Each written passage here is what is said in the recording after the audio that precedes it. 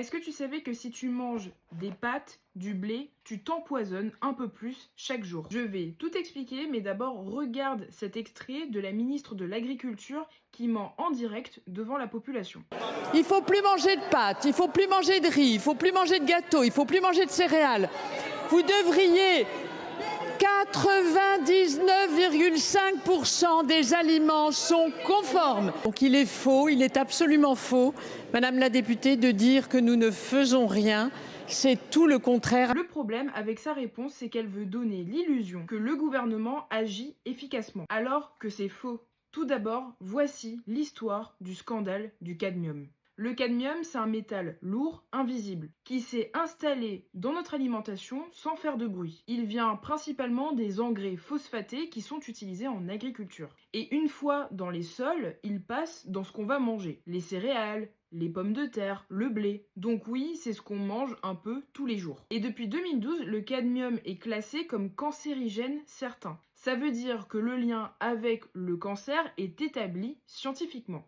Et ce n'est pas tout. En France, l'exposition est 3 à 4 fois plus élevée que dans d'autres pays. Chez les enfants, certaines données parlent même de 100% de dépassement des seuils recommandés. Et le problème, c'est que le cadmium ne s'élimine presque pas. Il peut rester dans nos corps entre 20 et 60 ans. Il s'accumule et il est associé à des problèmes rénaux, des problèmes cardiovasculaires et possiblement à certains cancers, notamment celui du pancréas qui est en forte hausse depuis plusieurs années. Et le plus inquiétant dans tout ça, c'est qu'on le sait.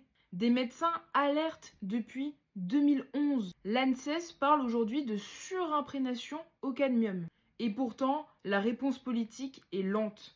Très lente. Aujourd'hui encore, les seuils autorisés peuvent atteindre 90 mg par kilo, alors que l'objectif européen actuel est bien plus bas. On parle de descendre à 60, 40, puis 20, mais ça c'est à horizon 2038. Autrement dit, on sait, mais on agit très lentement. Et il faut être clair, les responsables, ce ne sont pas les agriculteurs. Beaucoup ne savent même pas que leurs engrais contiennent du cadmium, ce n'est pas affiché. Ils subissent eux aussi ce système. Le problème, ce n'est pas l'agriculture, c'est ce qu'on accepte dans l'agriculture. Conclusion, ce scandale, il pose une question simple. Jusqu'où on est prêt à tolérer un risque dans notre alimentation, au nom de la production, du profit? Parce que le problème du cadmium, ce n'est pas qu'il existe, c'est qu'on vit avec sans jamais le voir. Si tu veux plus d'informations et de décryptage dans ce genre, n'hésite pas à t'abonner à mon compte Amisinfo.